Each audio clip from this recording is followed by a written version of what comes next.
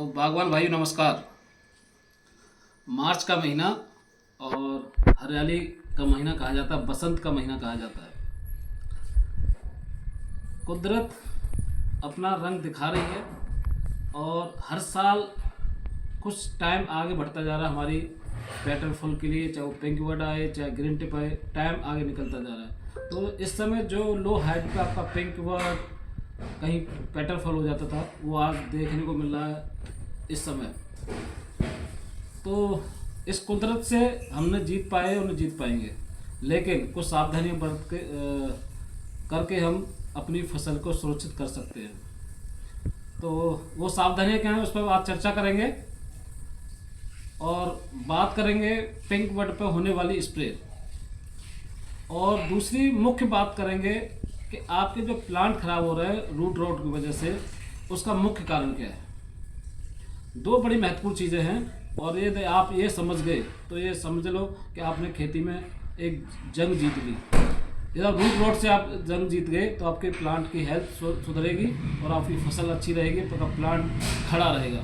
जहाँ root rot आ जाता है वो प्लांट उसका जीवन समाप्त हो जाता है। तो उसको जानने के लिए क्या महत्वपूर्ण है, क्योंकि ये जिंदगी भाग दौड़ के अंदर हम बहुत कुछ पीछे छोड़ रहे हैं। आज हम सस्ते की तरफ जा रहे हैं, सस्ता या महंगा। सस्ता आप खरीद रहे हैं, लेकिन जो लोग आपको दे रहे हैं, जो कंपनियां दे रही हैं, उसके अंदर क्या है ये आपको जानना जरूरी है। किसी फर्टिलाइजर की क्वालिटी उसके सॉल्ट इंडेक्स पर जानी जाती है। उसकी सॉल्युबिलिटी कितनी है, उसमें सॉल्ट इंडेक्स कितना है, उसमें क्लोराइड की मात्रा कितनी है, हैवी मेटल्स की मात्रा कितनी है। यदि हैवी मेटल्स हैं आपके उस खाद के अंदर, फर्टिलाइजर के अंदर, और आप उस हॉर्टिकल्चर क्रॉप के अंदर आप उसको यूज कर रहे हैं, वो आपके लिए बड़ा हानिकारक है, आपके प्लांट के लिए। तो सॉल्ट इंडेक्स उस खाद की कीमत निर्धारित करता है। और आपके यदि आपने 2 साल उसको हैवी सॉल्ट, जिस खाद के अंदर हैवी सॉल्ट इंडेक्स है, कोई फर्टिलाइजर ऐसा है जिसमें सॉल्ट इंडेक्स ज़्यादा और आप लगातार इसको यूज कर रहे हैं, शायद कुछ लगता है पहली साल दूसरी साल आपको अच्छे रिजल्ट मिले, लेकिन तीसरी साल में चौथी साल में आपके प्लांट हेल्थ खराब हो जाएगी और आप उस अपनी फसल से, उस पौधे से हाथ धो बैठेंगे और प्लांट जीवन के लिए ख़त्म हो जाएगा उसका। तो मैं ऐसा फर्टिलाइजर यूज करूं जिसमें सॉल्ट इंडेक्स कम हो, हैवी मेटल्स कम हो और उसकी अवेलेबिलिटी ज़्यादा हो, सॉल्युबिलिटी ज़्यादा हो।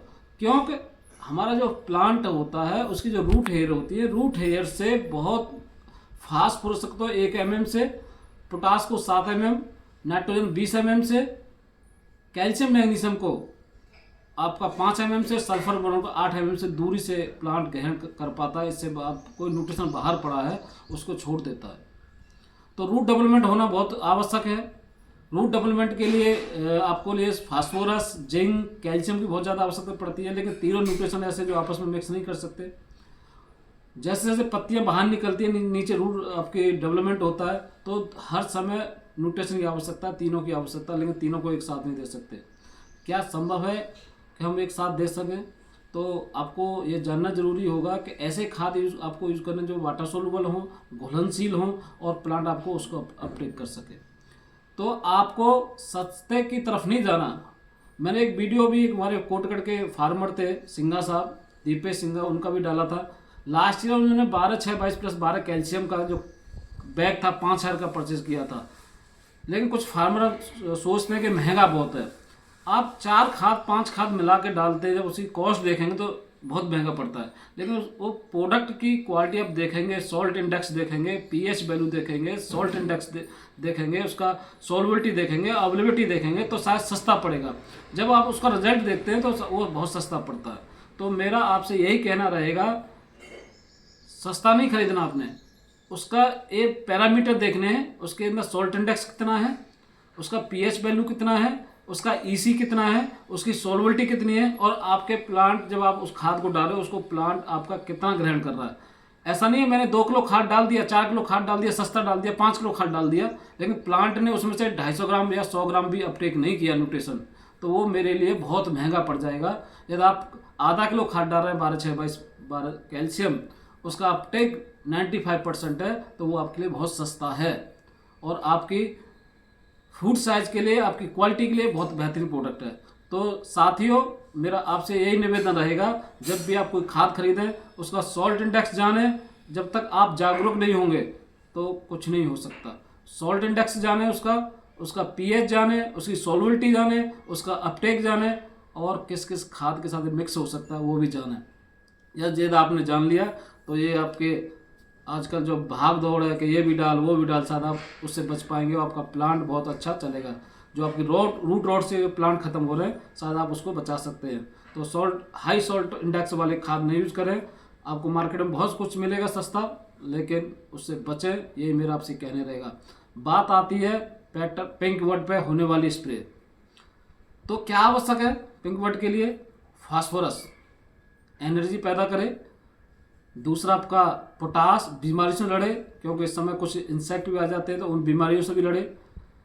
थोड़ा सा नाइट्रोजन जो आपका टिगर का काम करे, और साथ में माइक्रोन्यूट्रिएंट मिल जाते हैं तो एक अच्छा मिश्रण तैयार हो जाता है, और वो एक माइक्रोन्यूट्रिएंट का मिश्रण मिलता है स्टार्टर के अंदर 11-36-24। और इस समय बड़ा महत्वपूर्ण रोल अपनाता है बोरोन। बोरोन आपके पॉलन ट्यूब के लिए बहुत महत्वपूर्ण है। जो आपकी फ्रूट सेटिंग होगा, उसकी जो कैनोपी बनेगी, उसका जो साइज बनेगा, जो शकल बनेगी, उसमें बड़ा महत्वपूर्ण रोल अपनाता है। तो बोरोन का इस्तेमाल करें, थोड़ा सा जिंक का इस्तेमाल करें। यदि आपकी लीफ छोटी छोटी निकलती है, यदि आपने हार्वेस्टिंग के बाद जिंक का स्प्रे नहीं किया तो इस समय जिंक का इस्तेमाल जरूर करेंगे, तो आपकी पत्तियाँ बहुत अच्छी निकलेंगी, फ्रूट सेट अच्छा रहेगा और बेहतरीन आपकी फसल लगेगी। यदि आप ये बातें आपने ध्यान दे ली तो ये समझ लीजिए आपकी क्रॉप बहुत अच्छी रहेगी। आज मैं देख रहा हूँ मार्केट के अंदर कि ये भी डालो वो भी डालो, सल्फर भी डालें ये भी डालें, आप उससे बचें। जो साइंस कहता है उस पर आप ध्यान दें कि मेरे प्लांट को पिंक बड पे क्या आवश्यकता है। इधर उधर की बात न सुने, और जो साइंस आपकी कहती है, जो प्लांट प्रोडक्शन यूनिवर्सिटी कहती है, उसकी तरफ जाएं और देखें कि मुझे मेरे प्लांट की क्या आवश्यक है और उसी को मैं इस्तेमाल करूं। और दूसरी जो स्टार्टर के अंदर टेक्नोलॉजी है, 31 टेक्नोलॉजी है, बेहतरीन टेक्नोलॉजी है, पेटेंट टेक्नोलॉजी है इजराइल की। और मार्केट में ऐसे शकल के बहुत आपको प्रोडक्ट मिल जाएंगे, ग्रेड आपको मिल जाएंगे, लेकिन आपको उससे बचना है। पेटेंट टेक्नोलॉजी पे याद रखना है, क्योंकि LLP टेक्नोलॉजी है, लॉन्ग लास्ट पेनिट्रेशन है, लंबे समय तक रिजल्ट देती है। आज आप स्प्रे करेंगे, लगभग 20 दिन तक आपके प्रोडक्ट प्लांट को न्यूट्रिशन मिलता रहेगा। इसके साथ जो भी फंजीसाइड आप यूज करना चाहेंगे उसका भी आपको रिस्पॉन्स मिलेगा, क्योंकि ये पीएच को कंट्रोल करता है। यदि आपके वाटर का पीएच 7 है, नेचुरल पीएच है, और यदि 5 कर दिया जाए तो उसकी एफिशिएंसी हाफ लाइफ बढ़ जाती है। तो उस हाफ लाइफ को देखते हुए आईसीएल का प्रोडक्ट स्टार्टर यूज करें। आपको स्टिकर अलग से डालने की आवश्यकता नहीं है, स्प्रेडर डालने की आवश्यकता है, इसमें ऑलरेडी है। कुछ किसान साथी हमारे अलग से भी स्टिकर स्प्रेडर डाल देते हैं, आप उससे बचें, उस खर्चा न करें और बेहतरीन आपको रिस्पॉन्स मिलेंगे। तो फोलियर के अंदर भी आपको ऐसे हाई इंडेक्स सॉल्ट इंडेक्स वाले खाद मिलेंगे, कम मात्रा में मिल जाएंगे मेरे को। आपको 99 बात करें या कोई 1261 की बात करें, वैसे 1261 स्प्रे की खाद नहीं है, वो ड्रिप फर्टिगेशन की खाद है। जो स्पेशल स्प्रे के लिए बने हैं वो स्टार्टर 31 टेक्नोलॉजी, आप उसकी तरफ जाएं और उससे कोई आपके पौधे को कोई नुकसान नहीं है।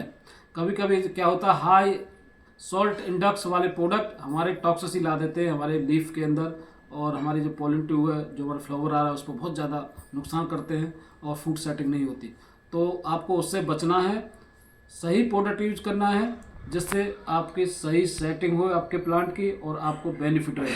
तो इन्हीं बातों के साथ मैं अपनी बात समाप्त करता हूँ। फिर जाते जाते यदि आपको ये नॉलेज अच्छी लगी है तो फेसबुक पर ज़रूर फॉलो कर लें हमारे पेज को, यूट्यूब का सब्सक्राइब कर लें, जिससे आने वाली वीडियो आपको मिलती रहे, और वीडियो को जरूर आगे शेयर करते रहें। हर फार्मर तक ये पहुँचेगी, शायद उसके जीवन में कुछ न कुछ बदलाव लाएगी।